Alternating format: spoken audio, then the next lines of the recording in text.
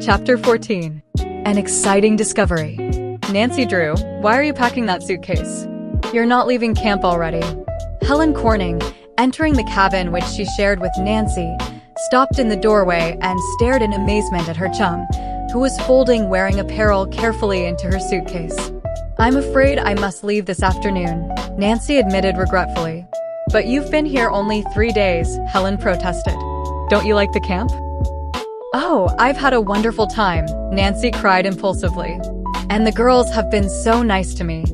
I'd love to stay, but I can't. There's something important I must attend to at once. Can it wait? I'm afraid not. I've waited too long already. But the dance, Nancy. You don't want to miss it. I don't want to, Helen, but I really must go this afternoon. I can't understand what's made you change your mind so suddenly. It wasn't that horrid experience in the launch, was it? Nancy Drew laughed and shook her head. She could not tell Helen her real reason for departing. So long as she remained at camp, she knew that Helen and her friends would not leave her alone for a minute. It would be impossible to visit the Topham bungalow on the opposite side of the lake without offering explanations, and Nancy was unwilling to disclose the purpose of her trip. In spite of Helen's teasing, she remained firm in her decision to leave camp. Directly after luncheon, she slung her suitcase into the roadster and took leave of the girls. Regretfully, they watched her go. Now, if only I can find my way to the Topham bungalow, Nancy thought. The previous day, she had casually inquired from Helen which road led to the Topham bungalow, but the directions had been rather hazy. Coming to a fork, she selected the left-hand road, which appeared to circle the lake. As Helen had indicated, it was winding and narrow, and richly sprinkled with sharp rocks. From camp, it was comparatively easy to reach the Topham bungalow by launch, but the distance around the lake was nearly 8 miles. Nancy was forced to drive slowly, and had she met another car, it would have been difficult to have passed. In places, the road was muddy, for overhanging trees and bushes protected the moist earth from the rays of the sun. The going was especially hard because of 2 deep ruts which apparently had been made by a heavy truck. I wonder what a truck was doing up this road? Nancy mused somewhat curiously. The tracks appear to have been made today too. As she drove along, she noticed a number of summer cottages, but as the season was late, nearly all were boarded up. At last she came within sight of a clearing, and through the trees caught a glimpse of the Topham bungalow. I hope I'll find the caretaker, she thought. I'd certainly hate to go back without seeing him. Not without a feeling of anxiety, she stopped the roadster at the edge of the road. To her surprise, she observed that the tracks made by the truck did not continue further.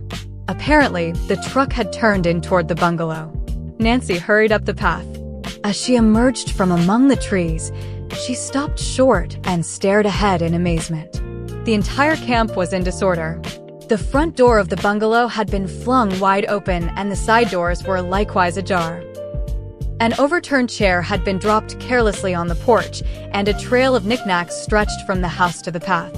The grass had been trampled, and there were peculiar marks in the soft earth. There's something strange about this, Nancy murmured. Quickly, she bent down to examine the marks, which were clearly visible. At a glance, she saw that the footprints had been caused by heavy boots, and there were long lines evidently caused by dragging boxes and furniture across the lawn. I think I'm beginning to see the light, Nancy told herself. Now I know what that truck was doing on this road. Unquestionably, it was a moving van, and it came here.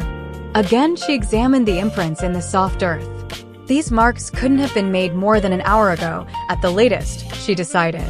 As she hurried on up the path, it appeared to Nancy that the camp was deserted. There was no sign of Jeff Tucker, the colored caretaker in whose care the bungalow had been entrusted. Reaching the veranda, Nancy knocked loudly on the door. When there was no response, she boldly entered. What can this mean? She asked herself in dismay as she stared at the sight before her. The living room was in confusion.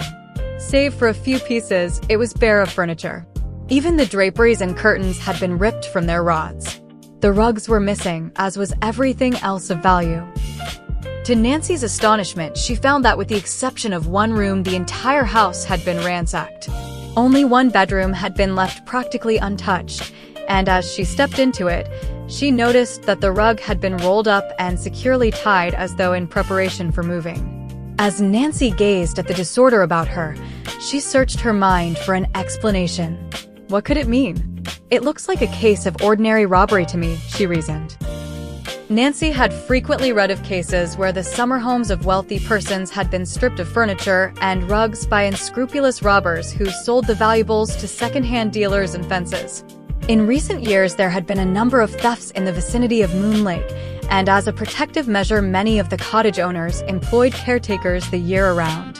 What had become of Jeff Tucker, the colored man who had been left in charge of the Topham bungalow? The place seemed deserted. Nancy realized that the Topham bungalow, which had been expensively furnished, would offer a rich prize for thieves.